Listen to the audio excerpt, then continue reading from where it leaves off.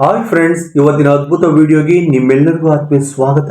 Friends, ಇಂದಿನ ಈ ವಿಡಿಯೋದಲ್ಲಿ ಅಮ್ಮನಿಗೆ ಇಷ್ಟವಾದ ಈ 3 ಹೂಗಳಲ್ಲಿ ಒಂದನ್ನು ಮುಟ್ಟಿದರೆ ನಿಮ್ಮ ಜೀವನ ಹೇಗಿರಲಿದೆ ಎಂದು ಇವತ್ತಿನ ವಿಡಿಯೋದಲ್ಲಿ ತಿಳಿದುಕೊಳ್ಳೋಣ ಬನ್ನಿ.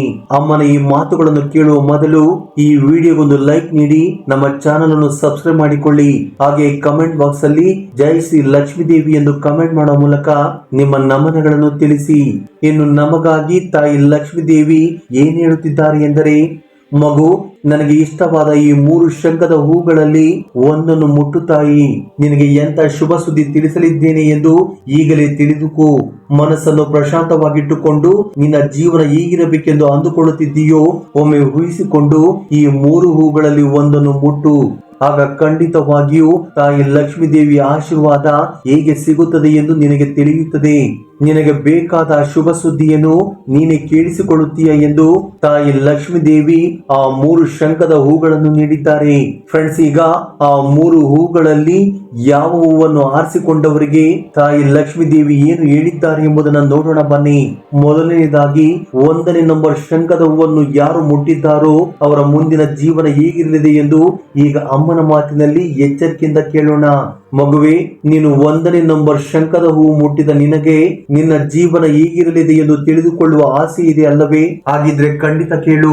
ನಿನ್ನ ಸಮಯ ಮತ್ತು ನಿನ್ನಲ್ಲಿ ಒಂದು ಆತ್ಮವಿಶ್ವಾಸ ಹುಟ್ಟುತ್ತದೆ.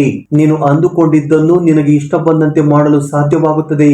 ಹಾಗೆಯೇ ನೀನು ಮನಸ್ಸಿಟ್ಟು ಮಾಡುವ ಕೆಲಸದಲ್ಲಿ ಸಂಪೂರ್ಣವಾಗಿ ಲೀನವಾಗಿ ಆ ಕೆಲಸವನ್ನು ಪೂರೈಸುತ್ತೀಯಾ. ಬಹಳ ಕಾಲದಿಂದ ಎದುರು ನೋಡುತ್ತಿದ್ದ ನಿನ್ನ ಗುರಿಯನ್ನು ನೀನು ಸಾಧಿಸಲಿದ್ದೀಯಾ.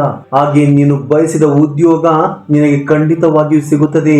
ನಿನ್ನನ್ನು ಸಂತೋಷ ಪಡಿಸುವ ಒಂದು ಒಳ್ಳೆಯ ಮಟ್ಟಕ್ಕೆ ನೀನು ತಲುಪುತ್ತೀಯಾ.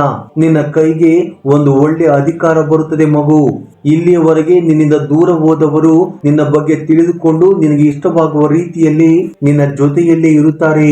ಹಾಗೆಯೇ ನೀನು ಇಷ್ಟಪಡುವ ಹಾಗೆ ಇರುತ್ತಾರೆ. ನಿನ್ನಿಂದ ಮೆಚ್ಚುಗೆ ಪಡೆಯುತ್ತಾರೆ. ನೀನೆಂದರೆ ಪಂಚಪ್ರಾಣ ಎನ್ನುವಷ್ಟು ಪ್ರೀತಿ ತೋರಿಸುತ್ತಾರೆ.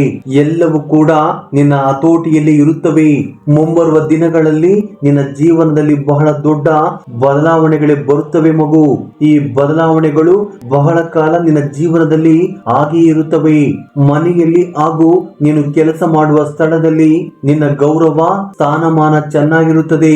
ನಿನ್ನ ಕೆಲಸದಲ್ಲಿ ಒಳ್ಳೆಯ ಅಭಿವೃದ್ಧಿ ಇರುತ್ತದೆ.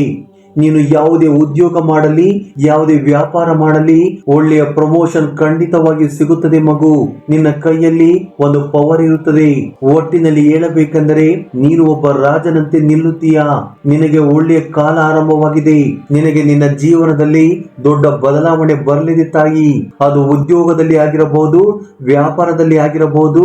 ನೀನು ಯಾವ ರಂಗದಲ್ಲಿ ಇರುತ್ತೀಯೋ ಅದರಲ್ಲಿ ರಾರಾಜಿಸುತ್ತೀಯಾ. ಎಲ್ಲಿದ್ದರೂ ಸರಿ, ನಿನಗೆ ಬಹಳ ಒಳ್ಳೆಯ ಯೋಗ ಇದೆ. ಒಳ್ಳೆಯ ಬದಲಾವಣೆ ಬರುತ್ತದೆ.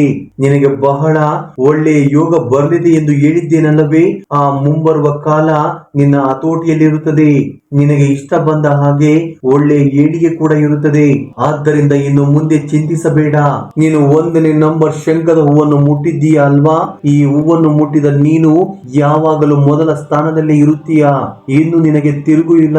ನಿನ್ನ ಜೀವನ ಅದ್ಭುತವಾಗಿರುತ್ತದೆ. ಮೊದಲ ಶಂಖದ ಹೂವನ್ನು ನೀನು ಆಯ್ಕೆ ಮಾಡಿದರೆ ನೀನು ಎಲ್ಲದರಲ್ಲೂ ಖಂಡಿತವಾಗಿಯೂ ವಿಜಯವನ್ನು ಸಾಧಿಸುತ್ತೀಯಾ. ಇನ್ನು 2ನೇ ಹೂವನ್ನು ನೀನು ಆರಿಸಿಕೊಂಡಿದ್ದೀಯ ಮಗು. ನಿನಗೆ ಯಾವ ಅದೃಷ್ಟ ಬರಲಿದೆ, ನಿನ್ನ ಜೀವನ ಹೇಗಿರಲಿದೆ ಎಂದು ಈಗ ಹೇಳುತ್ತೇನೆ, ಗಮನವಿಟ್ಟು ಕೇಳು. ಹಣಕಾಸು ಮತ್ತು ಸಂತೋಷ. ನಿನಗೆ ಹೆಚ್ಚು ಹಣ ಬರುತ್ತದೆ. ಜೊತೆಗೆ ಶಾಶ್ವತವಾದ ಸಂತೋಷವೂ ಇರುತ್ತದೆ. ಹಣದ ಸಮಸ್ಯೆಗಳು ನಿನಗೆ ಇರುವುದಿಲ್ಲ.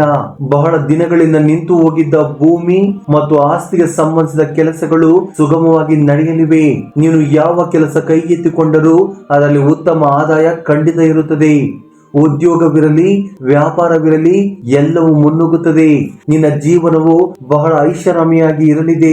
ಆದರೆ ಬಂದ ಹಣವನ್ನು ಎಚ್ಚರಿಕೆಯಿಂದ ಇರಿಸಿಕೋ.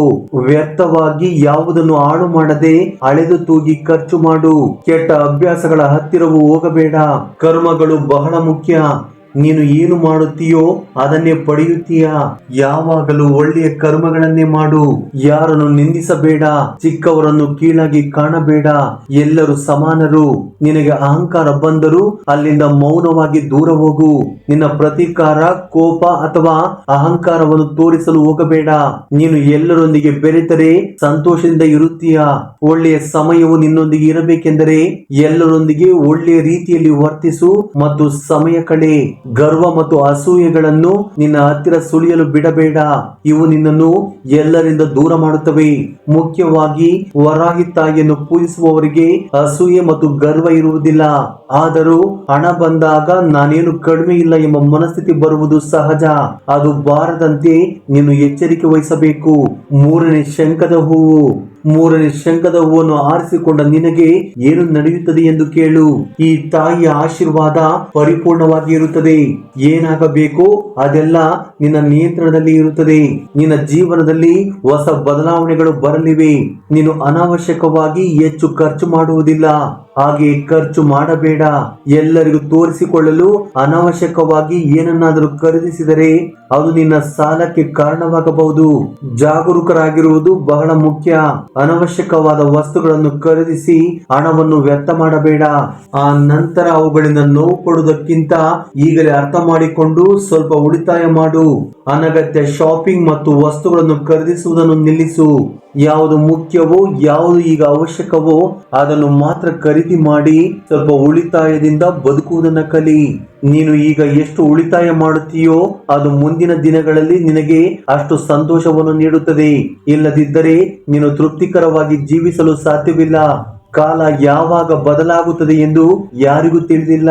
ನಿನ್ನ ಅನುಕೂಲಕ್ಕೆ ಕಾಲವಿಲ್ಲದ ಸಮಯದಲ್ಲಿ ನಿನ್ನ ಉಳಿತಾಯವೇ ನಿನ್ನ ರಕ್ಷಕನಾಗಿ ನಿಲ್ಲುತ್ತದೆ. ಐಷಾರಾಮಿ ಖರ್ಚುಗಳನ್ನು ಸ್ವಲ್ಪ ಕಡಿಮೆ ಮಾಡು. ಆಗ ನಿನ್ನ ಜೀವನದಲ್ಲಿ ಖಂಡಿತವಾಗಿಯೂ ಉತ್ತಮ ಬದಲಾವಣೆಗಳು ಬರುತ್ತವೆ. ನೀನು ಬಹಳ ದಿನಗಳಿಂದ ಮನೆ ಕಟ್ಟಬೇಕು ಎಂದುಕೊಂಡಿದ್ದರೆ ನಿನಗೆ ಖಂಡಿತ ಮನೆ ಖರೀದಿ ಮಾಡುವ ಯೋಗ ಇದೆ. ಹೊಸ ಸ್ಥಳಗಳಿಗೆ ಹೋಗಬೇಕು, ಪ್ರವಾಸ ಹೋಗಬೇಕು ಎಂಬ ಆಸಕ್ತಿ ಇದೆಯಲ್ಲವೇ?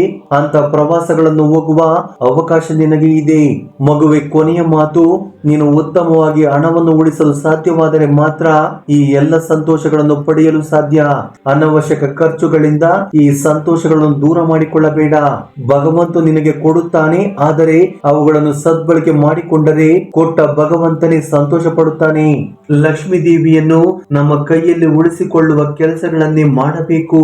ಫ್ರೆಂಡ್ಸ್, ಈ ಸ್ಟೋರಿಯ ಸಾರಾಂಶ, ಫ್ರೆಂಡ್ಸ್, ನಿನ್ನ ಜೀವನವು ಈ ಶಂಖದ ಹೂವಿನಲ್ಲಿರುವ ನೀಲಿ ಬಣ್ಣದಂತೆ ಅರಳಿದ ಮೋಡಗಳಂತೆ ಆನಂದಮಯವಾಗಿ ಇರಲಿದೆ. ಚಿಂತಿಸಬೇಡ, ಎಲ್ಲವೂ ಒಳ್ಳೆಯದೇ ಆಗುತ್ತದೆ. ವರಾಹಿ ದೇವಿಯ ಆಶೀರ್ವಾದ ಸದಾ ನಿನ್ನ ಮೇಲಿರುತ್ತದೆ. ಸರ್ವೇ ಜನ ಸುಖಿನೋ ಭವಂತು. ಜೈ ವರಾಹಿ ದೇವಿ. ಸರ್ವೇ ಜನ ಸುಖಿನೋ ಭವಂತು.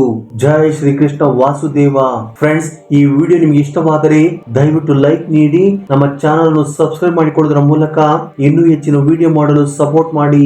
ಧನ್ಯವಾದಗಳು.